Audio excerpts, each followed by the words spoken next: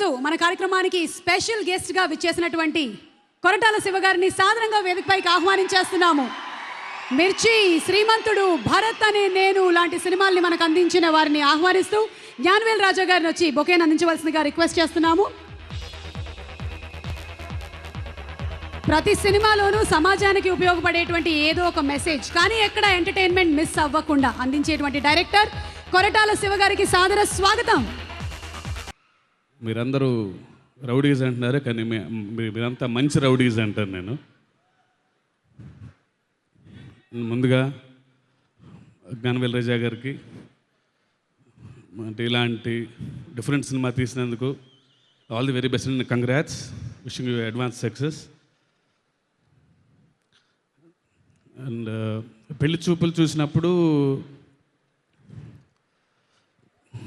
So Vijay గారికి ఒక script రాద్దాం అనుకున్నాను నేను. తర్వాత మళ్ళీ అర్జున్ రెడ్డి చూశాను, మళ్ళీ కొంచెం భయం వేసింది, మళ్ళీ ఎలాంటి స్క్రిప్ట్ రాయాలి ఈయనకి అని. మళ్ళీ గీత గోవిందం చూశాను. సో ఎప్పటికప్పుడు చిన్న కన్ఫ్యూజన్లో పెడుతున్నారు సార్ మీరు, అంటే ఎలాంటి స్క్రిప్ట్ రాయాలి. ఇప్పుడు నోటా చూశాను మళ్ళా. సో ఎప్పటికప్పుడు స్టార్ట్ చేయటం, ఆగిపోవటం, అంటే ఇంత వెర్సటైల్ స్క్రిప్ట్స్ చేయటం యాజ్ అన్ యాక్టర్గా ఐ నో యువర్ ఎంజాయింగ్. ఇంకా ఇలాంటి గొప్ప గొప్ప స్క్రిప్ట్లు ఇంకా చాలా చేయాలి మీరు. డెఫినెట్లీ ఐ ప్రామిస్ యూ, నేను కూడా ఒక మంచి స్క్రిప్ట్తో మీ దగ్గరికి వస్తాను నేను.